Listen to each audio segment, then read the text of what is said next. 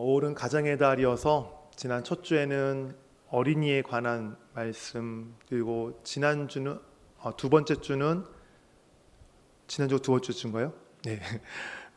부모님에 관한 말씀, 그리고 오늘은 이제 아내와 남편에 관한, 부부에 관한 말씀을 전해드리고, 다음 주에 제 가정에 관한 말씀을 전해드리려고 합니다.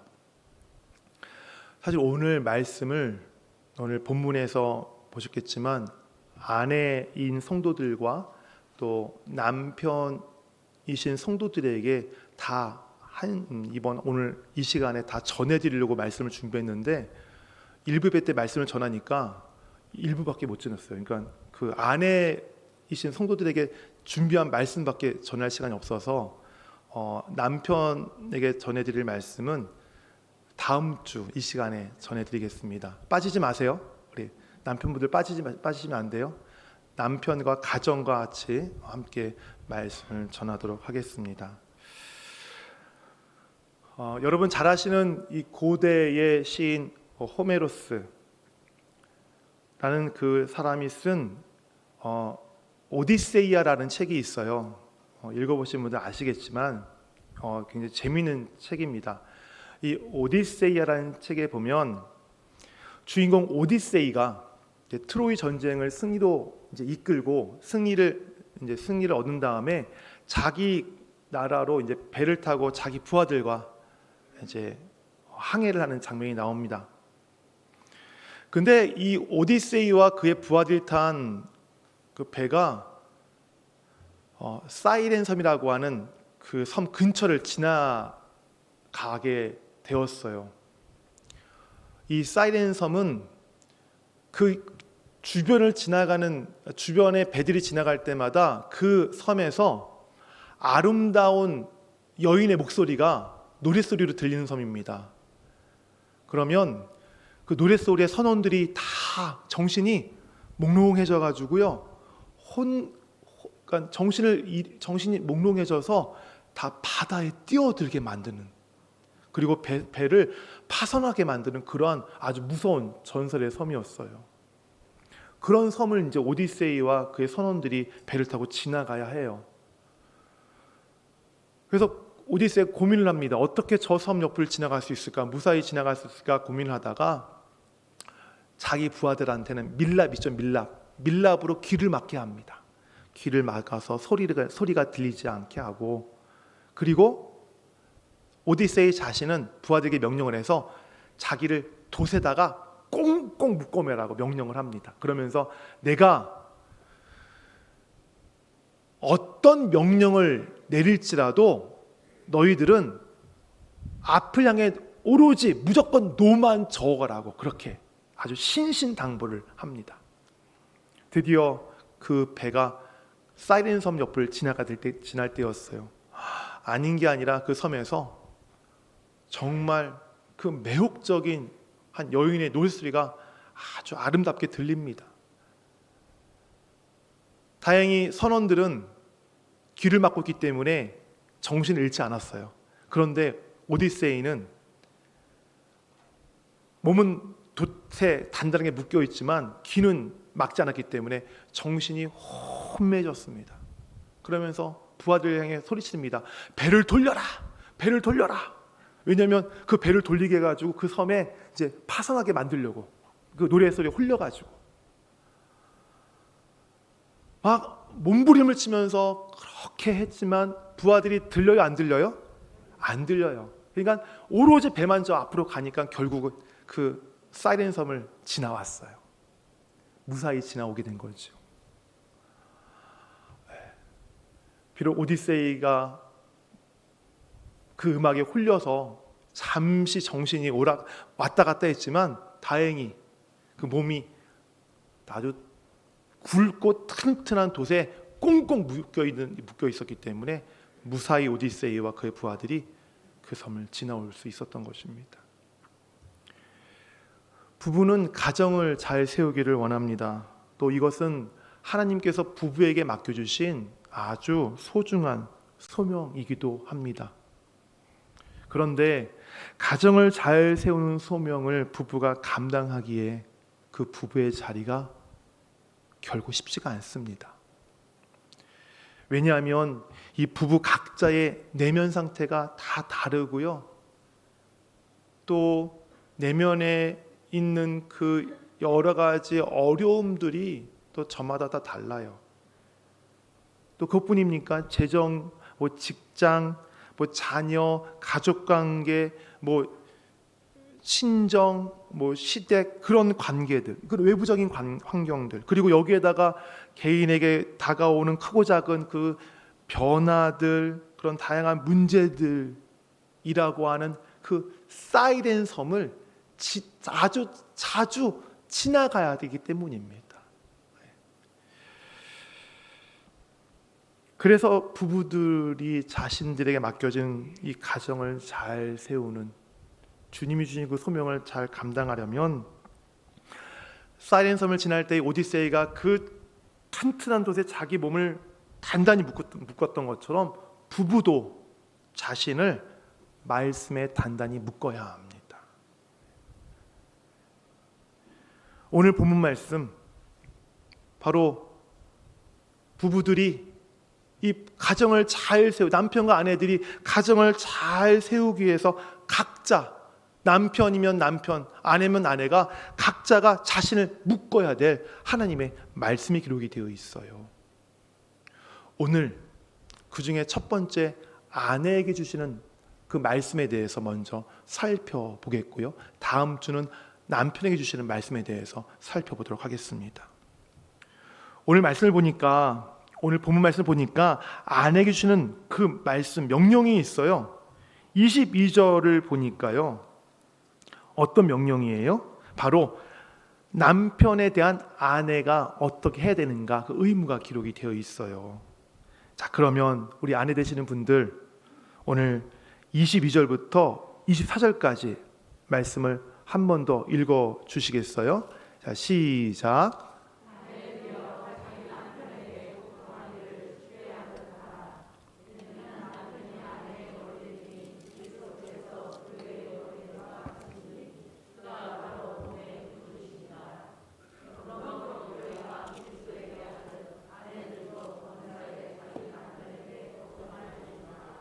아멘. 에어컨 꺼주시겠습니까? 2부 예배 때에 지금 아멘 하시는 분들은 1부 예배 때 좀 많으시네요. 1부 예배 때 똑같이 시켰거든요. 근데 아내 되시는 분들이 아멘을 안 하시더라고요. 예. 아멘이십니까, 이 말씀에?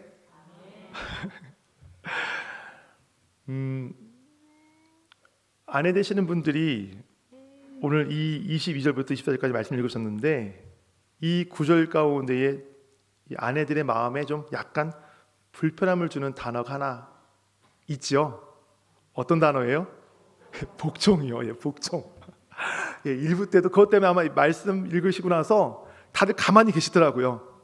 예, 가만히 계시더라고요. 예, 복종이라는 단어. 예, 어떤 분들은 이 단어 때문에 마음이 불편하실 거예요. 또 젊은 세대들은 지금 이 세대가 어떤 시대인데 이 남편에게 아내가 마치 이 종이 주인에게 복종하듯 하라고 하는 이 단어를 이렇게 성경에서 기록하고 있을까? 그런 좀 언짢은 마음, 좀 그런 마음을 아마 느끼실지 모르겠습니다. 그런데 오늘 본문에 있는 이 복종이라는 말, 우리가 사전을 찾아보면 이 복종에 대해서 이렇게 의미를 풀이하고 있죠. 다른 사람의 명령이나 의사를 그대로 따르는 것, 이것이 우리가 알고 있는 일반적인 사전적 의미의 복종이에요. 권위 있는 사람이나 또 윗사람이 명령하는 대로, 지시하는 대로 그대로 따르는 것, 이것이 복종. 그래서 이 말씀에 대해서, 그러면 남편이 아내에게 명령하고 지시하면 그대로 다 따라야 되는가? 그렇게 아마 받아들일 수도 있겠습니다. 그렇게 이해하실 수도 있겠어요. 우리말 복종의 의미는 이런데, 오늘 우리말 복종을 번역해 놓은 헬라어 단어는 그런 의미가 아닙니다. 우리말 복종으로 번역한 헬라어 단어는 두 단어로 합성어가 되어 있어요. 첫 번째 의미는 뭐뭐 아래에라는 뜻이 있고요. 두 번째 단어는 두다라는 뜻이 있어요. 그러니까 뭐뭐 아래에 두다, 이것이 헬라어가 뜻하는 복종의 의미예요. 그 의미를 살려서 이 말씀을 읽으면 이런 거예요. 이 복종이라는 것이 이 상대방의 권위나 어떤 상대방의 명령이나 지시에 마지못해서 억지로 하는 것이 아니라 스스로 자발적으로 어떻게 하는 거예요? 낮아지는 것.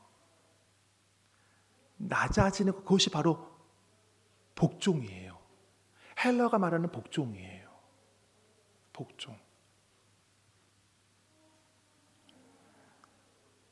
그래서 22절을 이렇게 직역할 수 있어요. 아내들이여, 주 앞에서 자신을 스스로 낮추듯이, 자신을 너 낮춰가 아니라 스스로 그 권위 앞에 스스로를 낮추듯이 남편 앞에서 자신을 스스로 낮춰라 라고 번역할 수 있어요. 직역할 수 있어요. 그리고 그 모습을 어디다 비유하고 있어요? 24절에 교회가 그리스도께 복종하는 모습 비유하고 있죠. 어떠세요? 아내 되시는 분들 좀 마음이 좀 놓이세요? 이 복종, 그러니까 남편에게 무조건 시키는 대로 다 해야 되는구나, 남편 뜻 무조건 따라야 되는구나 라고 생각했었는데 어떠세요? 좀 안심이 되세요? 근데 여기서 우리 아내분들과 남편들께서 알아야 될 사실이 하나 있는데요. 제가 뭐라고 말씀드렸습니까? 복종이라는 것은 자기 자신을 스스로 낮추는 것이라고 말씀을 드렸어요. 그래서 지금 아내들에게 복종하라, 아내들이 남편 앞에 자기를 스스로 낮춰라 라고 하는 이 말씀에 대해서 생각하기를, 아내 되시는 분들이나 남편 되시는 분들, 아내가 남편보다 좀 못한 것이 있어서 그냥 알아서 낮춰야 되는구나 라고 생각하면 안 된다는 것이에요. 하나님께서 여자를 창조하실 때에 여자를 남자보다 부족한 사람으로 만드셨나요? 아닌가요? 남자보다 부족한 사람을 만드셨어요? 안 만드셨어요? 예.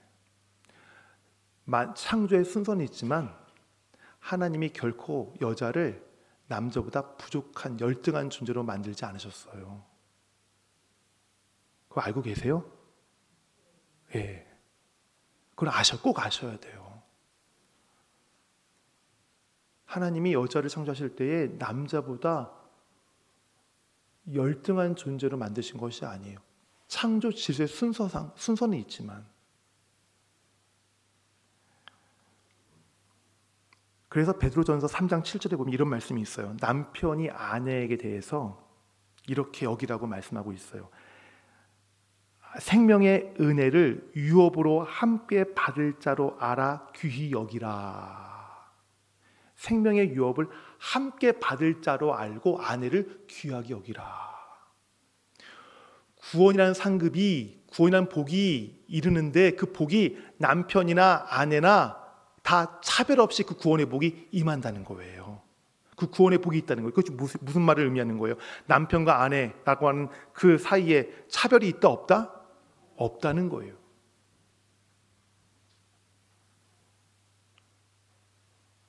동등하다는 거예요.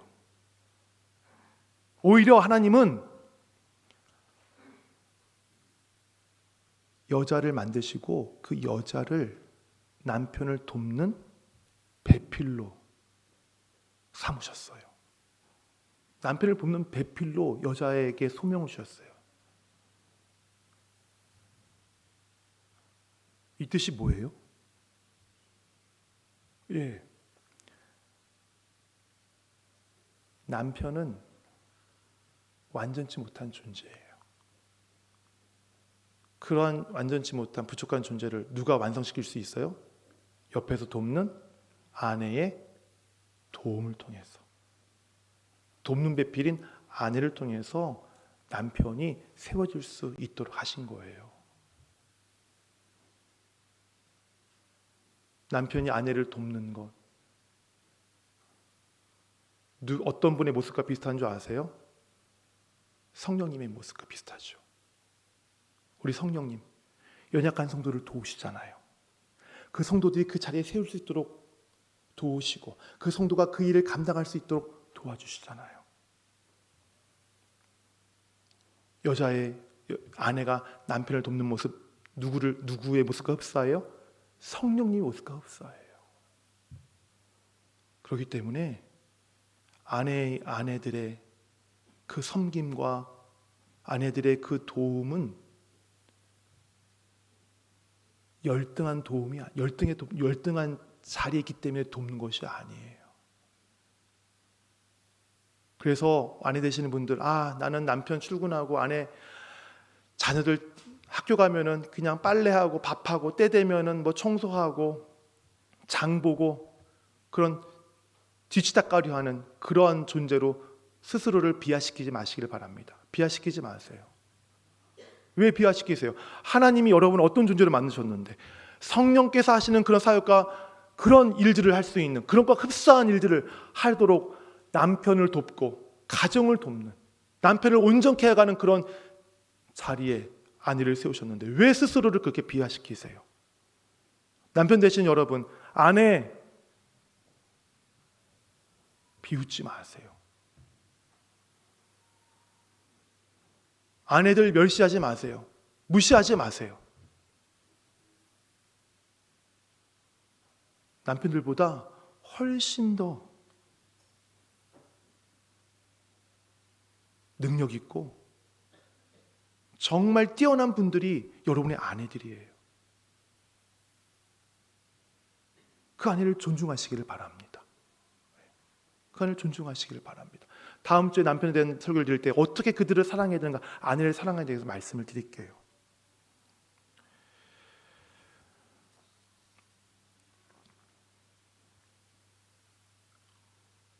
남편들께서는 아내들을 바라볼 때 하나님께서 남편이 나를 돕도록 사명을 주시고 자기에게 보낸 자라는 것을 기억하셔야 합니다. 남편 아멘? 예, 아멘. 내 아내는 나를 돕도록 하나님께서 나에게 붙여주신 헬퍼, 돕는 배필임을, 소명자임을 인정하셔야 돼요. 그래서 어떻게 해야 돼요? 아내가 남편 일에 관심을 갖고 돕기 위해서 무슨 말을 하면 무시하지 마세요. 대부분 남편들, 아내가 좀 남편 생각해서 이렇게 좀 하면 어떨까 그러면 대뜸 뭐라 합니까? 당신이 뭘 한다고 그래? 그 말 하시죠. 그러면서 화내시죠. 핀잔 주시죠. 무시하시죠. 저도 이 말에서 되게 마음이 찔리는데요. 저도 그래요.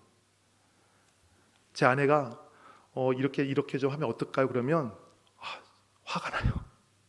왜냐하면 아내는 그런 의도를 한 것이 아닌데 남편의 입장에서는 무시한다고 생각이 되기 때문에 그렇게 생각을 하거든요. 근데 그것이 아내가 남편을 무시해서 하는 말이 아니에요.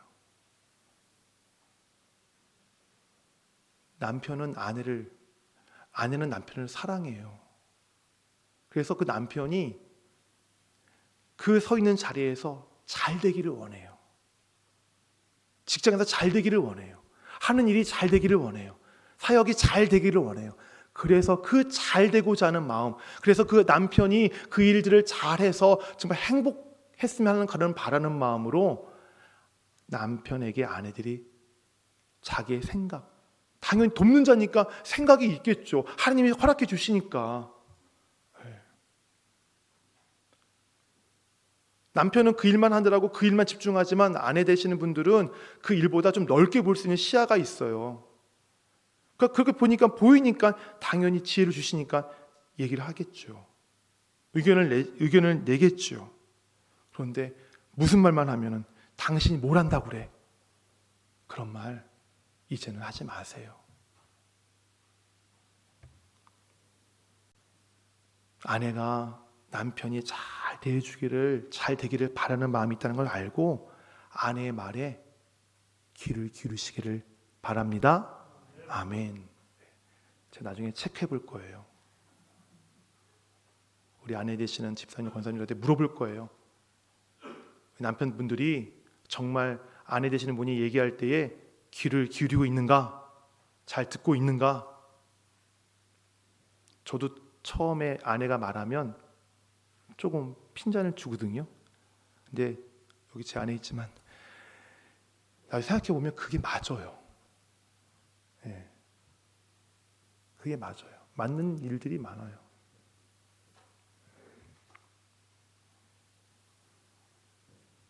우리 아내 되시는 분들, 여러분 어떤 분들이라고요? 남편을 돕는 자들이에요. 돕는 소명을 갖고 있는 분들이에요.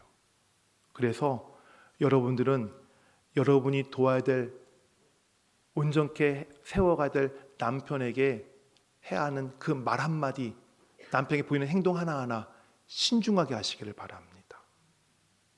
말 한마디 하실 때에도 먼저 기도하고 하세요. 남편에게 체크받으세요. 이 말을 했을 때 내 남편이 정말 하나님을 돕는 배필로서의 그 지혜로 알고 그 남편이 잘 화내지 않고 정말로 기쁘게 정말 즐겁게 이 얘기를 들을 수 있도록 해주세요 라고 기도하시고 남편에게 말도 하시고 행동도 하세요. 아내들의 말 한마디 남편을 기쁘게도 만들고요, 남편의 마음을 순식간에 무너뜨리게도 만들어요. 그러니까 남편들은 아내의 말 한마디 때문에 그 죽고 사는 거예요.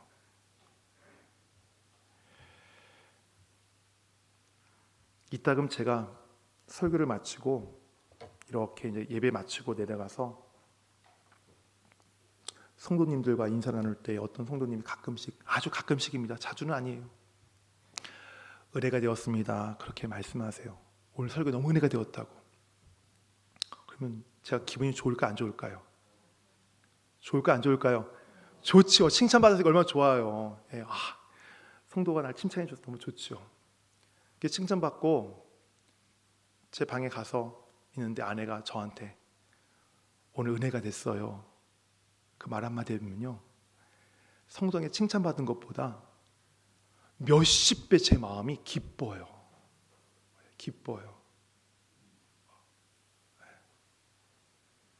우리 대한민국에 얼마나 훌륭한 목사님들 많으세요. 그 목사님보다 제가 더 최고가 된 느낌 아세요? 그런데 반대로 성도님이 은혜 받았습니다 했는데 아내가 은혜가 안 됐어요. 그러면 그때는 그 마음이 진짜 착잡합니다. 무슨 말이에요? 남편은 누구의 말에 더 신경을 많이 써요? 아내의 말에 신경을 더 많이 써요. 그래서 말 한마디 하는 거 정말 신중하게 하셔야 돼요. 남편에게 하시는 말. 빙점의 작가 미우라 아야코의 울지 않는 바이올린이라는 수필집이 있어요. 몇 년 전에 제가 이 책에 대해 소개시켰는데, 이 책에 보면 이 미우라 아야코가 자기 집에 한 남자 손님을 초대합니다. 결혼을 한 남자분이에요. 와서 보니까 이게 교제를 나누니까 목소리가 너무 좋은 거예요. 목소리가 우리 노홍수 목사님처럼 목소리 너무 좋은 거예요. 그리고 노래도 잘해요. 그래서 미우라 아야코가 이 분한테, 남자분한테 조심스럽게 묻습니다. 혹시 노래도 잘하시고 목소리 좋은데 악기 다룰 줄 아세요? 그러니까 이 남편이 자기 바이올린을 켤 줄 안대요. 바이올린을 할 줄 안대요. 그런데 20년 전에 그 바이올린을 그만뒀대요. 그러면서 이렇게 얘기합니다. 제가 결혼할 그 20년 전에, 그 당시에 제가 아내에게 바이올린을 켜줬어요. 들려줬어요. 그런데 아내가 이렇게 말을 했습니다. 우리 집에서 심부름하는 아이, 그 아이 참 바이올린 잘했는데,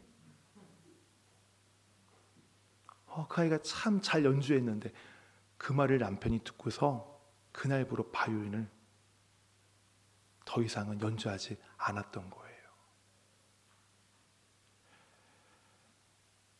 남편에 대한 아내의 사소한 말 한마디, 행동, 정말 겉으로 보면 아무것도 아닌 것 같죠? 남편은 아내로부터 격려받고 칭찬받을 때, 존경받는다고 생각할 때에 남편은 자신감이 넘쳐요. 확신이 생겨요.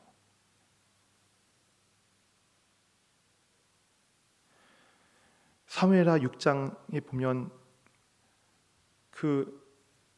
여호와의 개가 다윗성으로 들어올 때에 다윗이 막 춤을 추죠. 그 장면 기억하세요? 막 춤을 춥니다. 근데 좀 춤을 추다 보니까 이 왕으로 처신이 되게 좀 방정막 춤을 춘 것 같아요. 예, 막 안에 속살이 보일 정도로 막 춤을 췄던 것 같아요. 예.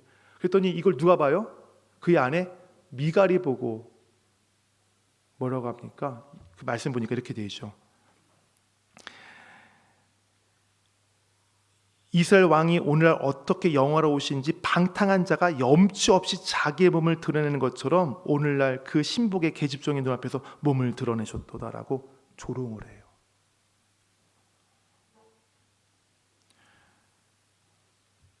저는 이 말씀을 보면서 다윗이 얼마나 마음이 아팠을까. 그 여호와의 개가 성에 들어올 때에 막 정말 속살이 다 보였지만 그래도 미갈이 옆에서 너무 기쁘시지요. 너무 좋지요. 저도 기뻤어요. 너무 이렇게 찬양하는 사람 보니까 너무너무 저도 즐거웠어요. 그렇게만 한마디만 해줬다면 다윗의 마음이 얼마나 행복했을까. 얼마나 기뻤을까. 미갈이 조롱하니까 다윗이 대뜸 미갈에게 싸붙이지요. 사울의 딸 미갈이 죽는 날까지 자식이 없었어요. 남편 마음이 상하니까. 결국 그 말 한마디 때문에 화를 자초한 거예요.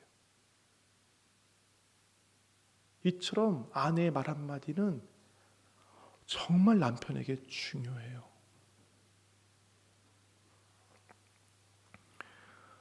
일부 예배 때 계신 성도, 예배 드리는 성도 가운데에 부부가 있어요.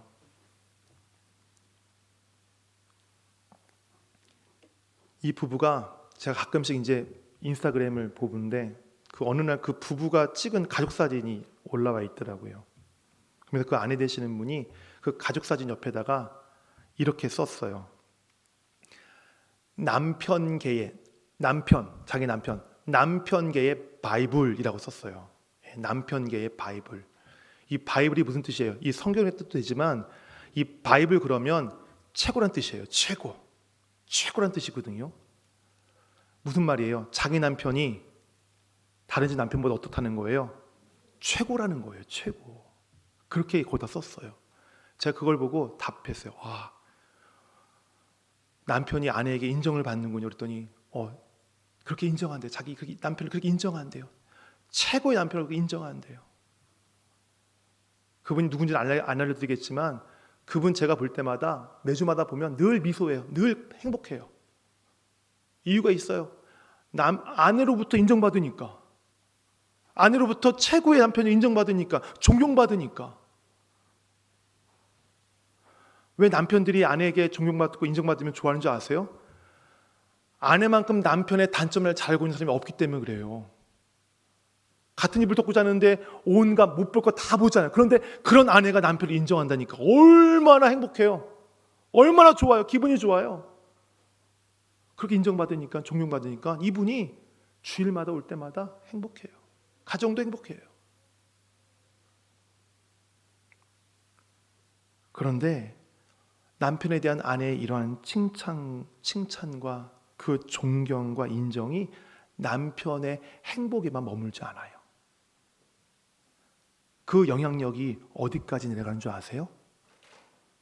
자녀들에게까지 고스란히 내려가요. 가정을 살리고 싶으세요? 아내를 살리고 남편을 살리고 싶으세요? 남편에게 칭찬하고 남편을 인정하고 남편을 존경해 보세요. 남편을 띄워주세요. 남편에게 날마다 그를 존경한다고, 최고라고 한번 날마다 칭찬해 줘 보세요.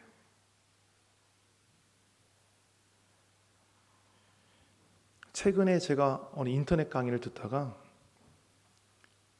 정신분석학 강의를 좀 듣다가, 그 정신분석학을 창시한 지크문트 프로이드라는 사람에 대해서 알게 됐어요.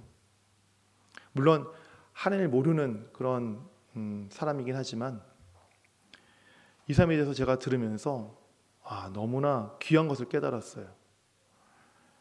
이 사람의 아버지는 많이 배우지 못하는 사람이에요. 그리고 너무 가난하고 막말에다가, 그리고 너무 그냥 이유 없이 사람들한테 맞는, 그냥 지나가다 사람들이 그냥 심심하면 그냥 때려도 그냥 아무런 방어도 못하는 그러한 아주 그냥 정말 존재감 없고 진짜 연약한 불쌍한 그런 아버지였어요. 어느 날 지크문트 프로이드가 자기 어렸을 때 그 장면을 봐요. 그러니까 가난하죠, 못 배웠죠, 거기다가 이유 없이 사람들이 맞아도 아무 얘기 못하죠. 그러니까 이 아들 마음에 어떤 마음이 생기겠어요? 아버지에 대한 무시하는 마음이 생겨요. 무시. 우리 아버지 별 볼 일 없어. 우리 아버지 찢어지게 가난해. 배운 것 없어. 무식해. 힘없어. 아버지에 대한 철저한 무시.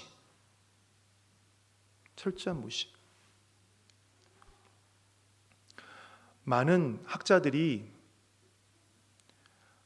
자녀들 마음 가운데 자녀들이 딸이든 아들이든 자녀들 마음 가운데 건강한 아버지상이 없는 자녀들은 나중에 성인이 되었을 때에 이 풍파로 이 가득 찬 이 세상을 살아가는데 매우 어려움을 겪는다고 합니다. 너무 겁이 나서 덜덜덜 떨고요, 소심하고요, 모험적이지 못하고요, 늘 피해의식에 사로잡혀 있고, 실패를 두려워해서 일을 하지 못하는. 왜요? 그 자녀의 마음에 건강한 아버지상이 없기 때문에.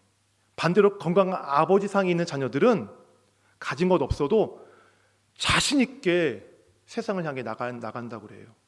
모험심을 발휘한다고 그래요. 비전을 꿈꾼다고 그래요. 건강한 아버지상을 갖고 있는 자녀들이. 왜냐하면 그 건강한 아버지상이 그 자녀의 내면에 힘을 주기 때문에, 에너지가 역동이 되기 때문에, 힘을 주기 때문에, 내면에 힘을 길러주기 때문에 그렇게 어른이 되었을 때에 그 힘을 발휘한다고 그래요. 근데 지크문트 프로이드를 보세요. 아버지에 대한 아주 형편없는 아버지 때문에 아버지에 대한 그 상이 없어요. 그런데 이 사람이 뭘 창시했다고요? 정신분석학. 그 당시 정신분석학은 많은 의사들로부터 지탄받고 아주 조롱받는 그런 학문이었어요. 심지어는 그 학문 때문에, 자기가 만든 학문 때문에 의사임에도 불구하고 의사 면허도 취소하고요, 또 도서관에서 공부할 수 있는 그 출입증도 빼앗기고요, 무려 16년 동안 의사들 세계에서 왕따를 당했어요. 그런데 지크문트 프로이드가요, 그 가운데, 그 세월 중에서도 그 세월을 꿋꿋하게 버티면서 자기의 학문, 그 학설을 완성해 나갑니다. 이상하지 않으세요?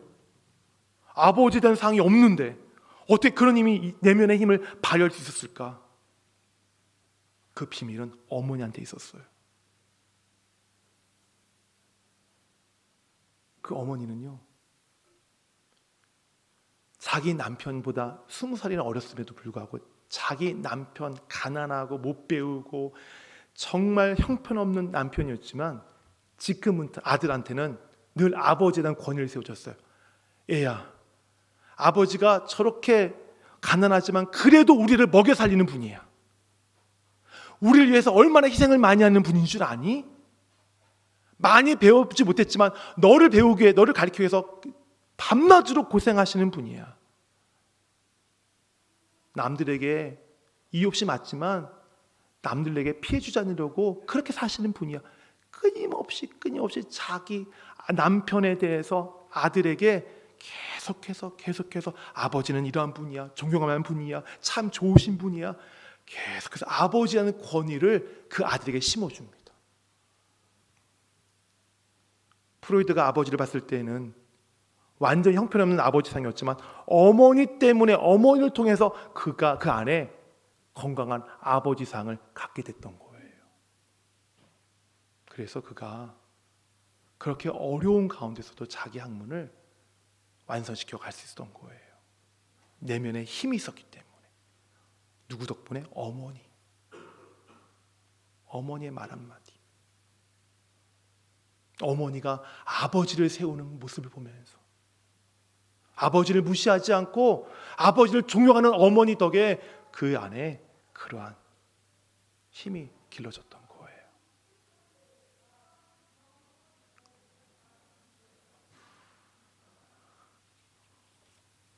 오늘 말씀, 아내들이여 자기 남편에게 복종하기를 죽게 하듯 하라. 이 말씀은 우리 아내 되는 분들에게 하나님께서 십자가 하나 턱 하나 얹어주시기 위해서 주신 말씀이 아니라 우리 아내 되시는 분들을 축복하게 주시는 말씀이에요. 축복하기 위해서, 복 주시기 위해서. 이 말씀대로 아내들이 자기 남편에게 복종을 죽게 하듯 하라, 이 말씀에 순종하고 이 말씀에 아내들이 자기의 몸을 묻고 갈 때에 먼저 아내가 살아요. 그리고 그 아내 때문에 남편이 살고요, 아내와 남편이 사니까 자녀들이 살고 그 가정이 살게 되는 복을 얻게 하시려고, 주시려고 이 말씀을 아내 되시는 성도들에게 오늘 주께서 들려주시는 거예요. 성도 여러분, 특별히 우리 아내 되신 성도 여러분, 오늘 이 말씀에 여러분을 묻기를 바랍니다. 묻기를 바래요. 이 말씀을 묻고 나갈 때에 정말 하나님께서 남편을 통해서, 얼마나 그 남편 앞에서 자기 스스로를 낮추는 것이 얼마나 힘든 일이에요. 그보다 더 그 험한 십자가 길이 어디 있습니까? 그 험한 십자가 길 가는 여러분들을, 아내들을 하나님이 반드시 남편을 통해서, 자녀를 통해서, 그 아내가 있는 가정을 통해서 반드시 위로해 주시고 위로해 주실 것입니다. 이 말씀에 우리 아내 되시는 분들 자기를 붓고 나가시는 그러한 결단이 있기를 간절히 소원합니다. 아멘. 우리 한번 기도하기를 원합니다.